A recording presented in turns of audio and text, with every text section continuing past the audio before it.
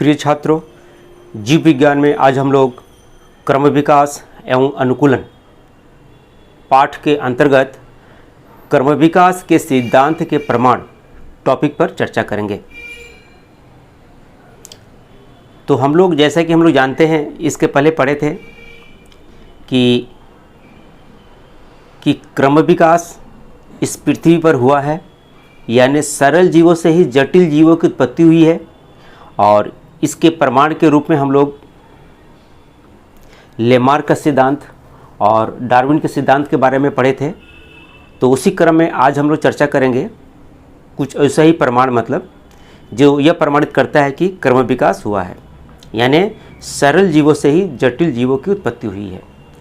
तो इस क्रम में आज हम लोग घोड़े के जीवाश्म का इतिहास, घोड़ा के जीवाश्म का इतिहास का आज हम लोग चर्चा करेंगे और अध्ययन करेंगे और देखेंगे कि कैसे यह प्रमाणित होता है कि क्रम विकास हुआ है।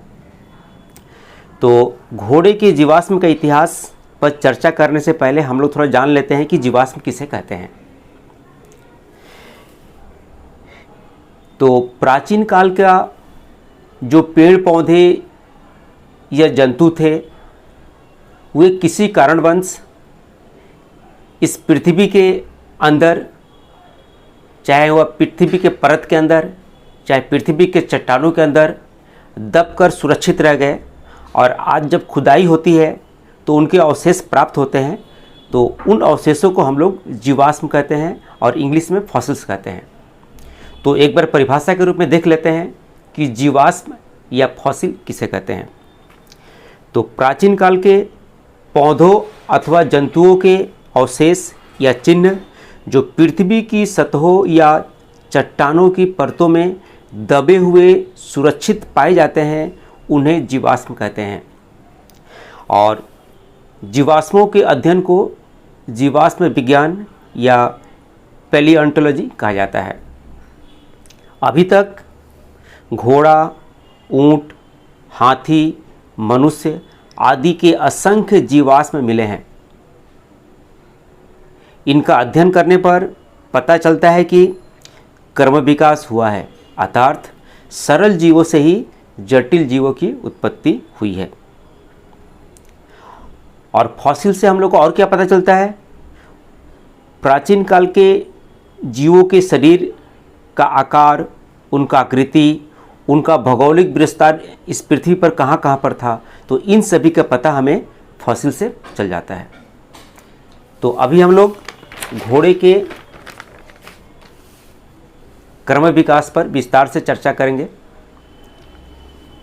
घोड़े के क्रम विकास यानी इवोल्यूशन ऑफ हॉर्स, परीक्षा की दृष्टि से ये बहुत महत्वपूर्ण टॉपिक है, इसको अच्छी तरह समझ लेना है। तो अभी तक प्रत्येक युग के घोड़े का जीवाश्म पाया गया है, जिसके अध्ययन से घोड़े के विकास का इतिहास का पूर्ण जानकारी हमें मिलता है। और जीवाश्मों के अध्ययन से घोड़े के क्रम विकास की निम्न हमें 5 अवस्थाएं प्राप्त होती है। माने घोड़ा एक ऐसा जंतु है जिसका मतलब जीवाश्म हर एक युग का मिला है। माने घोड़े के विकास कौन सा युग में कैसा हुआ था, इसका सब हमें जीवाश्म प्राप्त मिला है वैज्ञानिकों को। तो हम लोग उसी पर चर्चा करते हैं।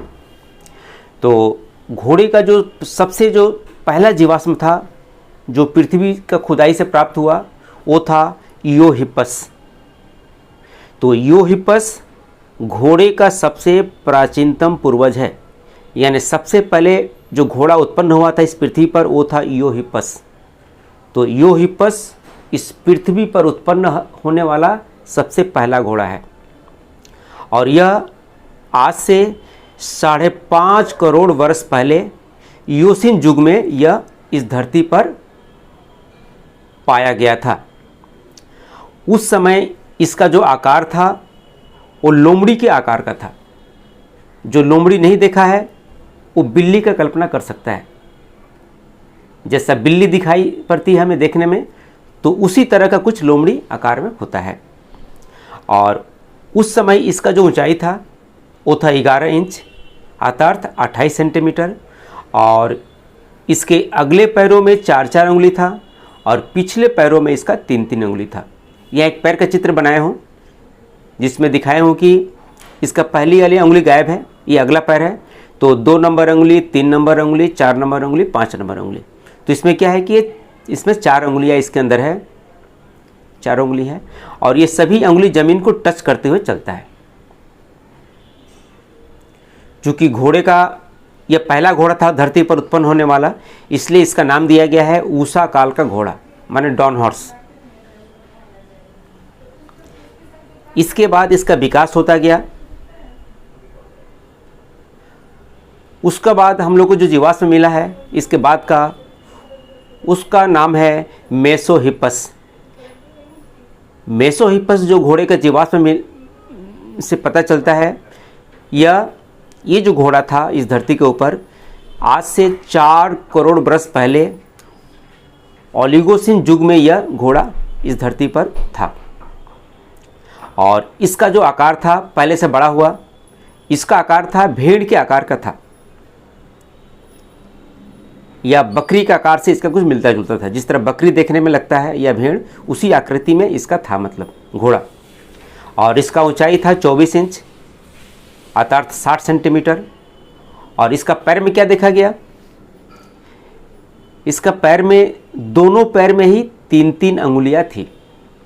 अगले पैर में भी 3-3 अंगुलियां थी और पिछले पैर में भी 3-3 अंगुलियां थी। लेकिन इसमें क्या परिवर्तन देखा गया कि इसका जो बीच वाली जो उंगली है, चारों पैरों का जो बीच वाली जो उंगली है वो थोड़ा लंबा हो गई है। जैसे एक चित्र बनाया हूँ, इसका एक पैर का चित्र है, देखो यहाँ पर 3 उंगली है, तो यहाँ पर 1 नंबर उंगली लुप्त हो गया है, 5 नंबर वाला उंगली लुप्त हो गया है। यहाँ पर कितना उंगली है, 2, 3, 4, यानी 3 उंगली है, तो बीच वाली उंगली में क्या हुआ है कि थोड़ा लंबा हो गया, मतलब इसका विकास हुआ है। क्यों विकास हुआ, क्योंकि ये लोग जब चलते थे तो बीच वाली उंगली ही पृथ्वी पर टच करते थे, तो बीच वाली उंगली का ज़्यादा उपयोग हुआ, तो इसलिए इसका थोड़ा विकास होकर ये लंबा हो गया। तो ये था मेसोहिपस। और मेसोहिपस को इंटरमीडिएट हॉर्स या अंतर्वर्ती घोड़ा भी कहा जाता है, क्योंकि यहीं से ही घोड़े का उसका विकास अच्छी तरह से स्टार्ट हुआ।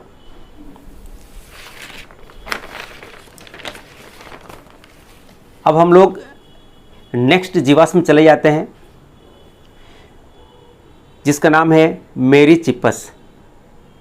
मेरिचिपस जो था ये इस धरती पर कब देखा गया, मायोसिन युग में देखा गया। मतलब आज से 2.5 करोड़ वर्ष पहले मायोसिन युग में ये मेरिचिपस जो घोड़ा था देखा गया इसका, और इसका जो विकास उसी से हुआ। पहले का जो घोड़ा था उसी से विकास होकर इसका ये रूप पहुंचा। और यह जो था देखने में गधा जैसा था, जिसको हम लोग टट्टू भी कहते हैं। जो टट्टू नहीं सुना है, नहीं जानता है, वो गधा को याद रखो। तो एक गधा को जैसा देखने में हमें लगता है, तो उसी तरह का ये देखने में आकार में था। और इसका ऊंचाई थोड़ा बढ़ा, 40 इंच हो गया पहले से, पहले जितना था अभी बढ़ के 40 इंच यानी 100 सेंटीमीटर हो गया। और इसका अगला और पिछले पैर में 3-3 उंगलियां थी। यहाँ पर एक बड़ा परिवर्तन देखा गया इसका पैर के विकास में। क्या देखा गया कि पैर का जो बीच वाली जो उंगली थी वो और लंबी हो गई है, और उस उंगली के छोर में खुर का निर्माण जैसा रचना बन गया है। तो यहाँ देखो, ये उसका पैर है, प्रत्येक पैर का यहाँ पर दिखा रहा हूँ। प्रत्येक पैर में चूंकि 3-3 उंगली है, तो 1, 2, 3, तो बीच वाली उंगली में क्या देख रहे हैं कि ये बीच वाली उंगली जो है और लंबी हो गई है और चौड़ी भी हो गई है, और यहाँ पर खुर भी बन चुका है, देखो यहाँ पर। तो ये घोड़े का सबसे बड़ा इसका विकास हुआ। तो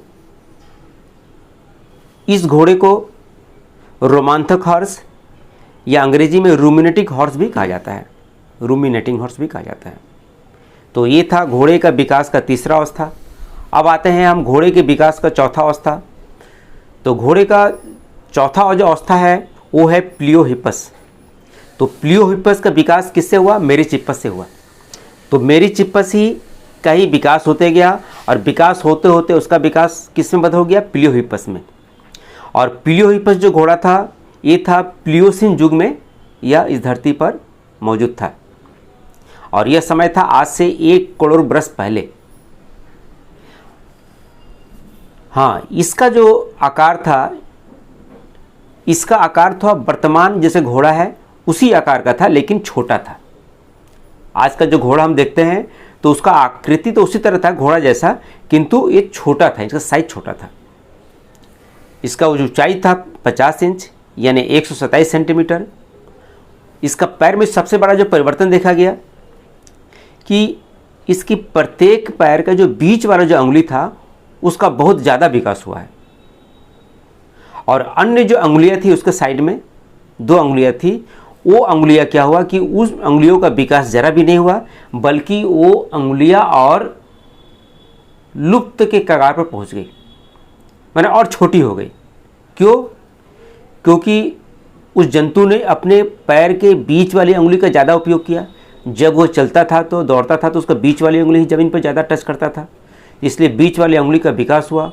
और चूँकि दोनों किनारों वाली अंगुलियों का चूँकि उसका उपयोग वो नहीं करता था, उसका उपयोग नहीं हो पाता था, तो धीरे धीरे वह छोटा होकर लुप्त होने के कगार पर पहुँच गया। और वो बाद में क्या देखा गया कि वह त्वचा से ढक गया, और यहीं से इसका मजबूत खुर युक्त पैर का विकास हुआ। तो यहाँ घोड़े के पैर का चित्र यहाँ पर देखो, तो यहाँ देखो 3 अंगुली है, 1 2 3। तो यहाँ पर जो बीच वाली जो अंगुली है देखो इसका कितना विकास हुआ है, ये और लंबा हो गया, मजबूत हो गया, इसका अंत में खुर का भी निर्माण हो गया। लेकिन इसका 2 नंबर, इसका जो बगल वाली जो अंगुली थी, इसका 2 नंबर और 4 नंबर, ये क्या हुआ कि देखो कैसा हो गया, सूक्ष्म हो गया, मैंने चिपक गया, हड्डी से चिपक गया, मैंने प्राय लुप्त होने के कगार पर है, और आगे चलकर ये लुप्त हो गया है, मतलब मैंने गायब हो गया क्योंकि इसका उपयोग नहीं हुआ। तो ये सबसे बड़ा घोड़े का सबसे विकास था। इसके बाद इस घोड़े का विकास होते होते इस प्लियोहिप्पस का विकास होते होते विकास हुआ, तो क्या विकसित होकर बन गया इक्वस। तो इक्वस क्या है, यह आधुनिक युग के घोड़े का जीवाश्म है। आज का जो घोड़ा देखते हैं हम लोग, इस घोड़े का जीवाश्म ये इक्वस है, और यह कब आया था इस धरती पर, आज से 10 लाख वर्ष पहले। तो 10 लाख वर्ष पहले आज जो घोड़ा देखते हैं, ये घोड़ा आज से 10 लाख वर्ष पहले इस धरती पर प्रकट हुआ था। क्यों? पहले से उसका विकास होते होते, और वो युग था कौन, प्लीस्टोसिन युग में, इसलिए इसे मॉडर्न हॉर्स भी कहा जाता है, मतलब आधुनिक घोड़ा कहा जाता है। तो आज का जो घोड़ा है वो किसका वंशज है, इक्वस का वंशज है, जो आया था इस धरती पर 10 लाख वर्ष पहले। तो ये जो इक्वस जो हम लोग को फॉसिल मिला है, जो आज से 10 लाख वर्ष पहले का है, उसका आकार कैसा था, आधुनिक घोड़ा जैसा ही था। आज का जो घोड़ा है उसी तरह सेम घोड़ा जैसा ही था इसका। इसमें और क्या देखा गया, इसका जो ऊंचाई था 60 इंच था, यानी 150 सेंटीमीटर था इसका ऊंचाई, और इसमें इसके प्रत्येक पैर में केवल एक ही अंगुली मजबूत होकर खुर के रूप में थी। जैसे पहले के घोड़ों में 3-3 था, तो यहाँ पर क्या हुआ, सिर्फ एक अंगुली है, और बाकी जो साइड वाली जो 2 अंगुली है क्या हुआ है, वो लुप्त हो गया है।